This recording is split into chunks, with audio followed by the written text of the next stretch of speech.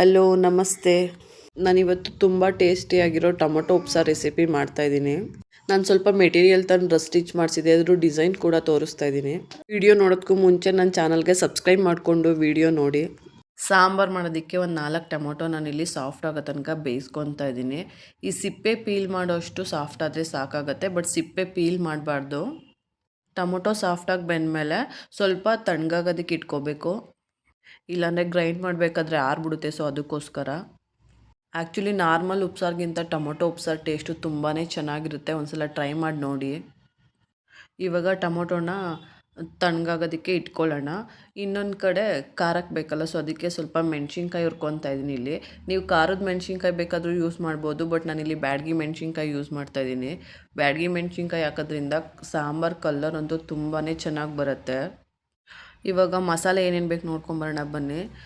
ಮಾಮೂಲಿ ಉಪ್ಸಾರು ಥರನೇ, ಆದರೆ ಸ್ವಲ್ಪ ಡಿಫ್ರೆಂಟಾಗಿರುತ್ತೆ ಅಷ್ಟೇ. ಜೀರಿಗೆ, ಮೆಣಸು, ಸ್ವಲ್ಪ ಅಕ್ಕಿ, ಬೆಳ್ಳುಳ್ಳಿ, ಮೆಣಸಿನ್ಕಾಯಿ ಇದಿಷ್ಟನ್ನು ಹಾಕ್ಕೊಂಡು, ಜೊತೆಗೆ ಆವಾಗಲೇ ಬೇಯಿಸಿಟ್ಕೊಂಡಿದ್ವಲ್ಲ ಟೊಮೊಟೊ, ಅದನ್ನು ಸೇರಿಸ್ಕೊಂಡು ತುಂಬಾ ನುಣ್ಣಗೆ ರುಬ್ಕೋಬೇಕು. ತರಿ ಈ ಥರ ಇದ್ದರೆ ಸಾಂಬಾರು ಚೆನ್ನಾಗಿರಲ್ಲ.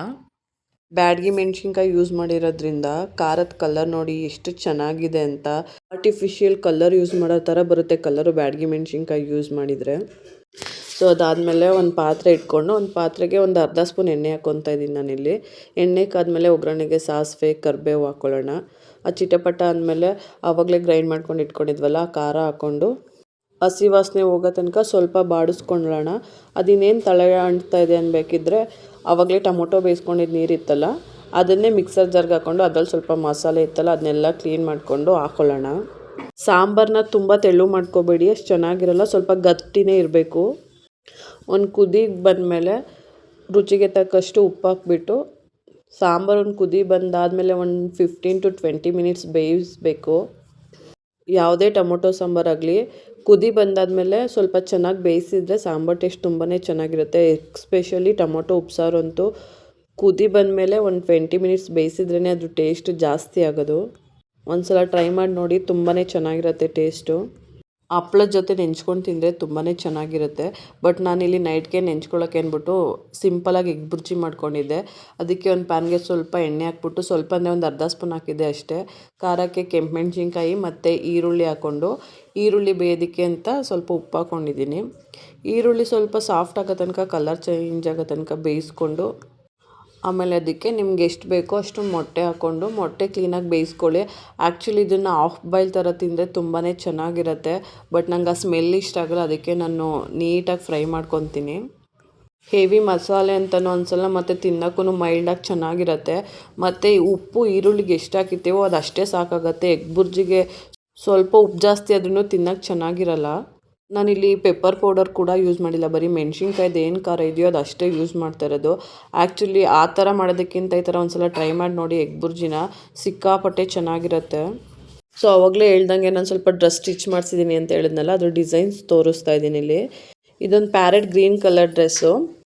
ಸ್ಲೀವಲ್ಲಿ ಸ್ವಲ್ಪ ವಿ ಥರ ಕಟ್ ವರ್ಕ್ ಕೊಡಿಸಿ ಅಲ್ಲೊಂದು ಬಟನ್ ಇಡ್ಸಿದ್ದೀನಿ, ಮತ್ತು ಹಾಫ್ ಕಲರ್ ಥರ ಕೊಡಿಸ್ಬಿಟ್ಟು ಮುಂದೆ ವಿ ನೆಕ್ ಥರ ಕೊಡಿಸಿ, ಅಂಬ್ರೆಲಾ ಡ್ರೆಸ್ಗೆ ಫ್ರಂಟ್ ಕಟ್ಟು ಬಂದು ಕೆಳಗೆ ಮಾತ್ರ ಸ್ವಲ್ಪ ಓಪನ್ ಇಡ್ಸಿದ್ದೀನಿ, ಮತ್ತು ಫ್ರಂಟಲ್ಲಿ ಎಲ್ಲಿ ಸ್ಟಿಚ್ ಬಂದಿದೆಯೋ ಅಲ್ಲೆಲ್ಲ ಒಂದೊಂದು ಬಟನ್ ಕೊಡಿಸಿದ್ದೀನಿ ಚೆನ್ನಾಗಿ ಕಾಣಿಸುತ್ತೆ ಅಂತ.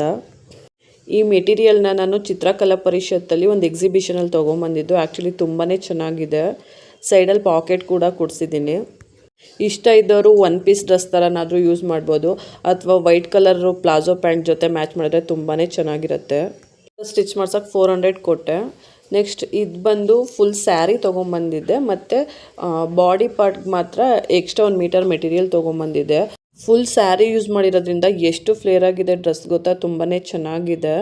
ಮತ್ತು ಫುಲ್ ಸ್ಲೀವ್ ಕೊಡಿಸಿ, ಸ್ಲೀವ್ ಎಡ್ಜಲ್ಲಿ ಸ್ವಲ್ಪ ಬಾಡಿ ಪಾರ್ಟಿಗೆ ತಂದಿದ್ನಲ್ಲ ಅದು ನೆಟ್ಟೆಡ್ ಮೆಟೀರಿಯಲು, ಅದನ್ನು ಸ್ವಲ್ಪ ಕೊಡಿಸಿದ್ದೀನಿ ಚೆನ್ನಾಗಿ ಕಾಣಿಸುತ್ತೆ ಅಂತ. ಅದರಲ್ಲಿ ಥ್ರೆಡ್ ವರ್ಕು ಮತ್ತು ಸೀಕ್ವೆನ್ಸ್ ವರ್ಕ್ ಇದೆ. ಬ್ಯಾಕ್ ಸೈಡ್ ಮಾಮೂಲಿ ರೌಂಡು ನೆಕ್ ಇಡಿಸಿ ಟೈಯಿಂಗ್ ಕೊಡಿಸಿದ್ದೀನಿ. ಇದಕ್ಕೆ ದುಪ್ಪಟ್ಟ ಕೂಡ ತೊಗೊಂಬಂದಿದೆ, ಬಟ್ ಎಷ್ಟು ಹುಡುಕಿದ್ರೂ ಎಲ್ಲಿಟ್ಟಿದೆ ಅಂತ ಸಿಕ್ಕಲಿಲ್ಲ. ಇದು ಸ್ಟಿಚ್ ಮಾಡೋಕ್ಕೆ 900 ರೂಪಾಯಿ ಪೇ ಮಾಡಿದ್ದೀನಿ. ಮತ್ತು ಇದು 3 ಮೀಟರ್ಸ್ ಆಫ್ ಮೆಟೀರಿಯಲ್ ತೊಗೊಂಡು ಬಂದಿದೆ, ಪ್ಯೂರ್ ಕಾಟನು. ಒಂದು ಸಲ ವಾಶ್ ಮಾಡಿದರೂ ಕೂಡ ಕಲರ್ ಫೇಡ್ ಆಗಿಲ್ಲ. ಈ ನಾರ್ಮಲಾಗಿ ಮುಂದೆ ಡೈಮಂಡ್ ಶೇಪ್ ನೆಕ್ ಥರ ಕೊಡಿಸ್ಬಿಟ್ಟು ಬ್ಯಾಕ್ ಕ್ಲೋಸ್ ನೆಕ್ ಕೊಡಿಸಿದ್ದೀನಿ, ಮತ್ತು ಪಾಕೆಟ್ ಕೂಡ ಕೊಡಿಸಿದ್ದೀನಿ. ಸಿಂಪಲ್ ಅಂಬ್ರೆಲಾ ಡ್ರೆಸ್ ಥರ ಹೊಲಿಸಿದ್ದೀನಿ. ಇದನ್ನು ಅಷ್ಟೇ 400 ರುಪೀಸ್ ಪೇ ಮಾಡಿದ್ದೀನಿ ಸ್ಟಿಚ್ ಮಾಡೋದಕ್ಕೆ. ನೋಡಿ ಎಷ್ಟು ಚೆನ್ನಾಗಿ ಕಾಣಿಸ್ತಾ ಇದೆ ಅಂತ. ನೆಕ್ಸ್ಟ್ ಇದಂತೂ ನನ್ನ ಫೇವ್ರೇಟ್ ಅಂತಲೇ ಹೇಳ್ಬೋದು. ಇದು ಅಷ್ಟೇ ಕಾಟನ್ನು ಫುಲ್ ಚೆಕ್ಸ್ ಪ್ಯಾಟ್ರನ್ ಇದೆ. ಇದನ್ನು 4 ಮೀಟರ್ ತೊಗೊಂಬಂದಿದೆ. ತುಂಬಾ ಹಿಂದೆ ತೊಗೊಂಬಂದಿದ್ದು, ಇವಾಗ ಸ್ಟಿಚ್ ಮಾಡಿಸಿದ್ದೀನಿ.